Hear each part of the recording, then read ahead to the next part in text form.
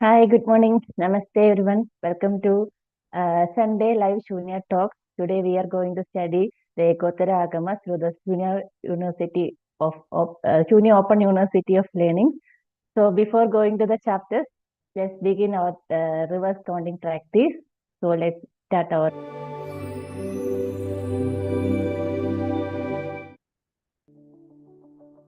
Before starting practice, please sit comfortably, keep your back straight, and keep your hands relaxed in any mudra. Remember, one breath in and one breath out is one count. While reverse counting, gently focus on your natural breath. Do not force your breath. At the sound of the bell, begin your practice. Start.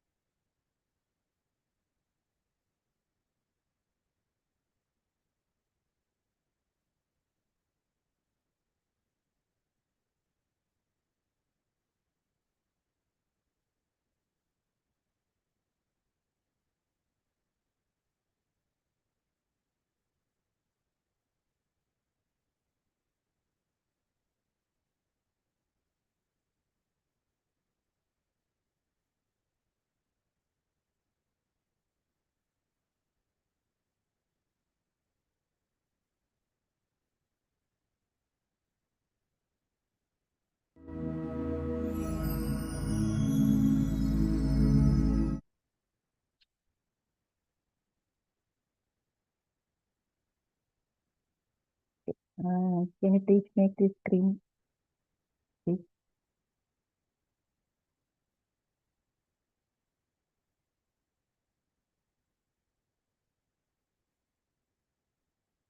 Okay. Agamas as it is. Ekotara Agamas. Translated into Chinese by Gautama Sankadeva, Tripitaka Acharya of Kapisha, Eastern Dim Dynasty. Translated from Chinese to English by SIF Sutra Translation Department under the guidance of Dhanacharya Nagativa, Dhatu Total in CUG. Ekotara Agamas, Volume 28, Chapter 36, Shravana Dharma, Listening to the Dharma. 36.5.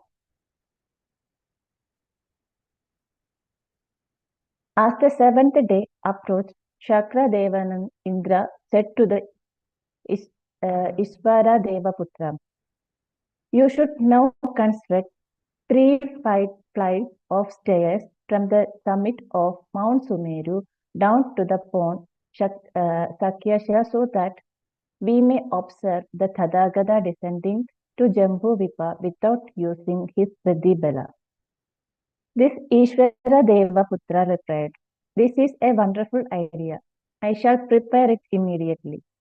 He then manifested 3 stairways made of gold, silver, and spadiga or crystal. The golden stairway was in the center, flanked by the crystal and silver stairways, and he manifested golden trees along the sides. During those 7 days, the various suckling devas all came to hear the Dharma.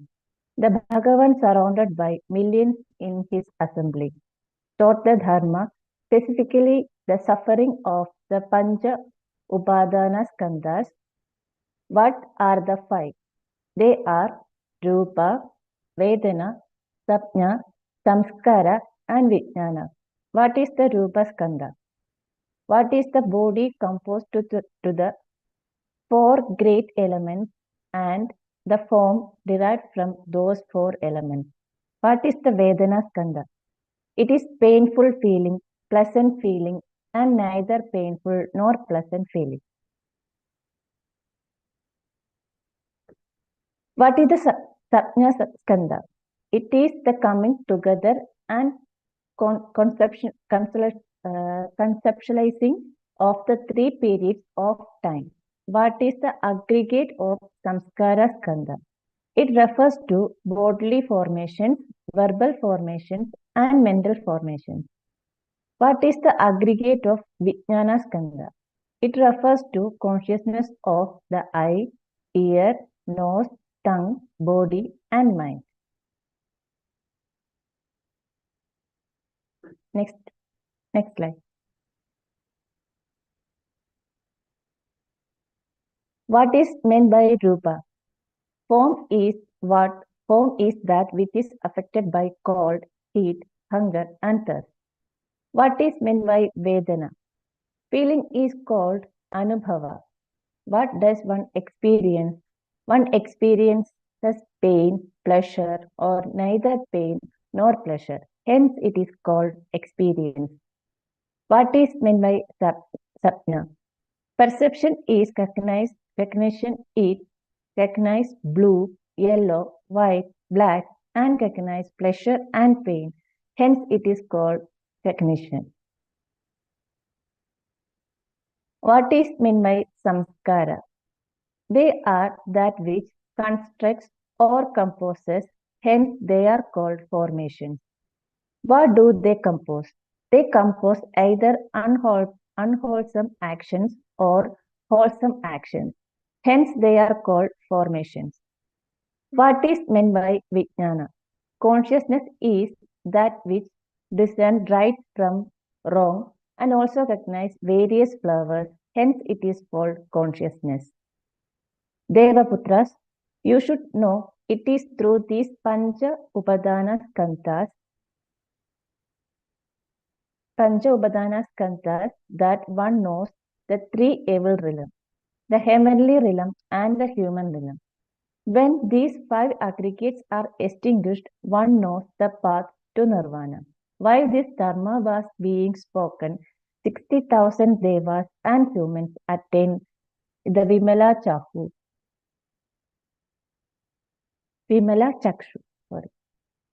Then the Bhagavan, having taught the dharma to the devas and humans, rose from his seat and went to summit of Mount Sumeru, where he spoke this Gada.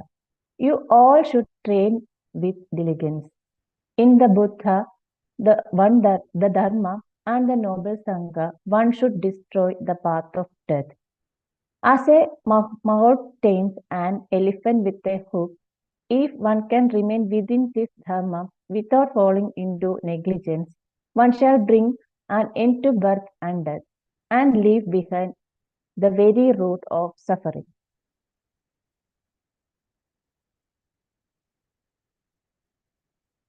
Next slide. After the Bhagavan spoke this verse, he proceeded down the middle path. At that time, Mahabrahma was on the silver stairway to the Buddha's right. The Shakra Devanam Indra was on the crystal stairway. The various devas in the void scattered flowers and burned incense, performing celestial music to honor the Tathagata.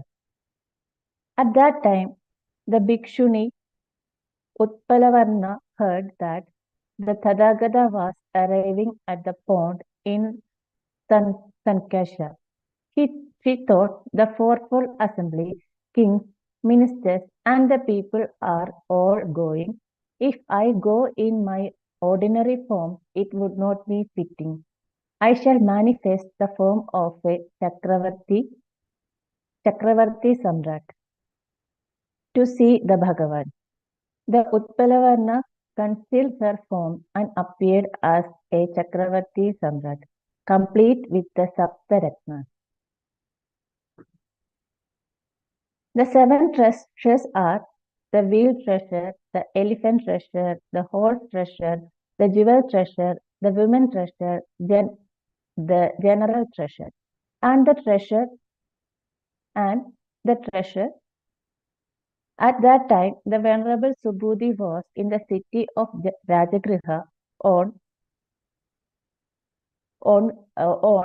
Gridharakunda, sitting by Mount side mending rock. Hearing that the Tathagata was returning to Jambuvida, he rose to go and pay his respect. As he stood up and placed his right foot on the ground, he had a realization. He thought, what is this form of Tathagata? Which part is the Bhagavan?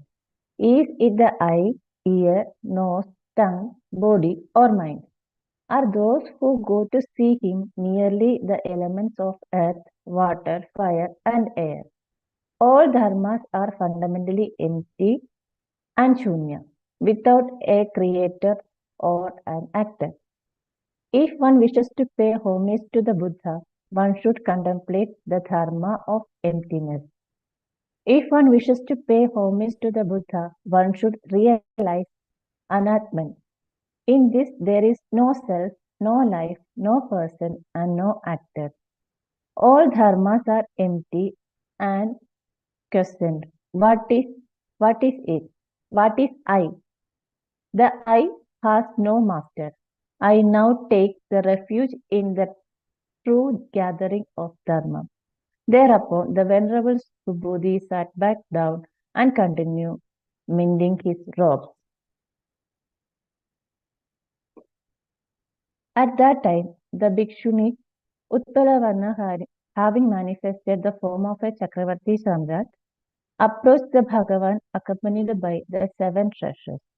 When the 5 Rajas saw the Chakravarti Samrat approaching from afar, they were filled with wonder and said to one another, "How extraordinary! 2 rare treasures have appeared in the world at once, the Tathagata and the Chakravarti Samrat." Turn, Chakravarti Samrat.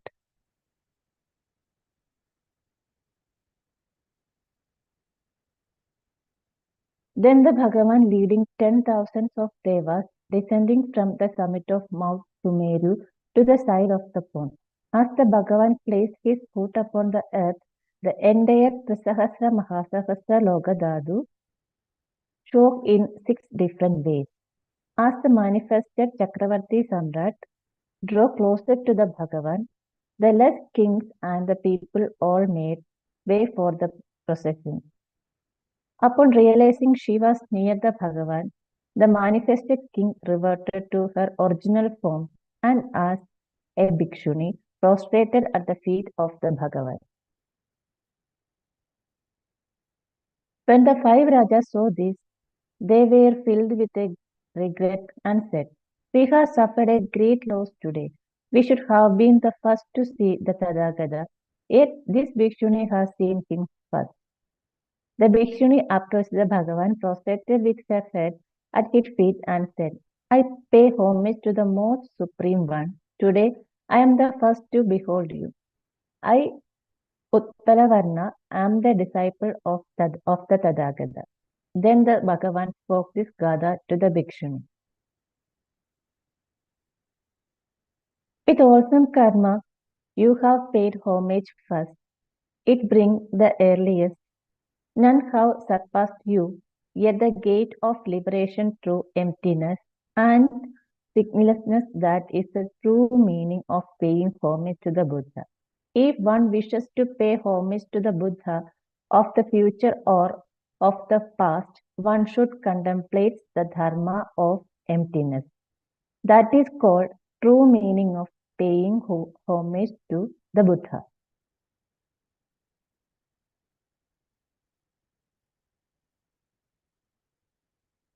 Then the 5 Rajas and the innumerable multitude of people approached the Bhagavan, each announcing their names and titles. An immense gathering of 11,000 of people, along with the fourfold assembly and the 1,250 senior elders, all prostrated at the feet of the Bhagavan and stood to one side. At that time, Maharaja Udyana, holding the Goshirsha Chandana, Chandana image in his hand, addressed the Tathagata in verse. "I wish to ask, for one who creates an image of the Buddha, what kind of merit do they obtain?" The Bhagavan replied in verses, "Maharaja, listen now. For those who create Buddha images, their faculty of sight shall never be impaired, and they all later attain the Divya Chakshu. Their physical form shall become complete and perfect, and their mind shall be right and free from delusion. They shall never fall into the evil realm and shall always be reborn in the heavens. The remaining merit is immeasurable. The blessings are truly inconceivable. Excellent, excellent Maharaja. You have brought great benefits and protection to Devas and humans. Maharaja Udyana was then filled with insurmountable joy. Then the Bhagavan taught the fourfold assembly and the five Rajas the sublime discourse explaining Dukkha, Samudhyana, Nirodha, and Marga in full. At that moment, more than 60,000 devas and humans in the assembly were freed from dust and impurities, attaining the Vimala Chakshu. At that time, the five Rajas addressed the Bhagavan. This place is the most sublime and sacred ground of merit, for the Tathagata has descended here from the Sushita heaven to teach the Dharma. We now wish to establish a moment here so that if it may remain immortal and undecaying.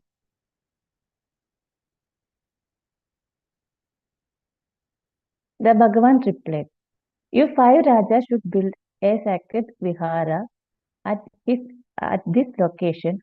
You shall receive blessings through the long night, and it shall never fall into ruin." The kings asked, "How should we construct this sacred vihara?" Then the Bhagavan extends his right hand, and from the earth he caused the ancient vihara of Kashyapa Buddha to emerge. Showing it to the five rajas, he said, "Those who wishes to build a sacred vihara should take this as their model." Upon seeing this, the five rajas immediately commissioned the construction of a great and magnificent vihara at that very spot.